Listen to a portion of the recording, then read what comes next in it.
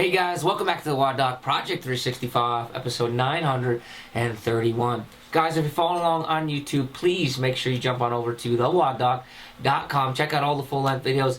That's where we house them.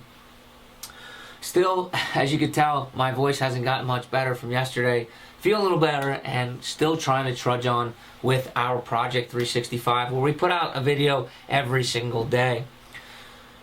If you guys followed along yesterday, you noticed that we gave out a shoulder challenge. And what I asked you to do was to hold a pressed plus position using a bottoms up kettlebell. We used a 35-pound kettlebell, and we wanted you to hold that pressed plus position, that protracted position where your shoulder blade is off the ground, for 1 minute. And we wanted you to do that with both hands, or both shoulders, really.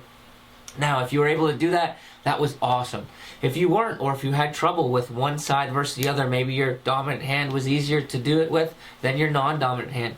These are the drills that we're going to do to get better and stronger into this position, okay? First and foremost, I'm going to talk a little bit about the setup position when we're on the ground before we even touch the weight.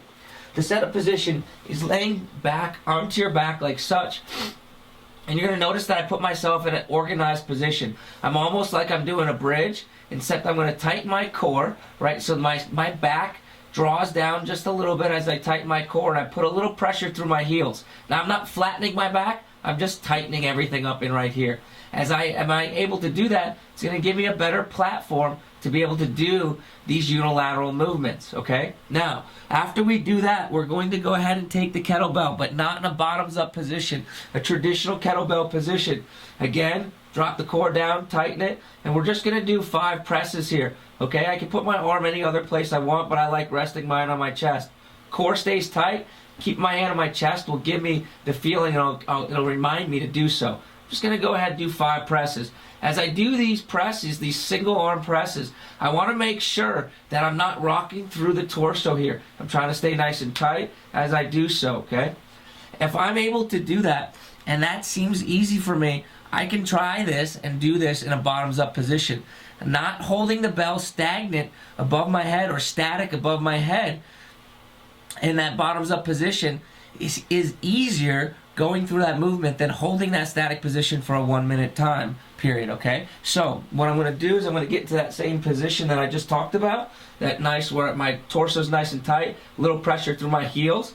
I'm going to start in that bottoms up position, stabilize the bell, and I'm just going to go ahead and press.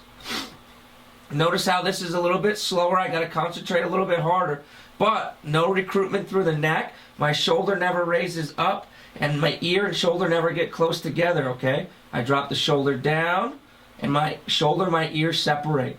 As I come back down, my elbow is down by my belly button, not up by my nipple, okay? So, what's the rep scheme that we're going to try to do with these presses? We're going to be trying to do 5 sets of 5 per side, okay? And we would do them 1 to 3 times a week, okay, depending on how many times you've done them in the past or have done things like this in the past, all right? Anything between 1 and 3 times a week for the next 4 to 6 weeks. After that 6 weeks period, you're going to retest, am I able to hold that 1 minute static challenge? And I bet you guys will. Guys, as always, if there's any questions or comments, please paste them below and I'll get back to them as soon as I can. And until tomorrow, guys, we are optimizing function to optimize performance.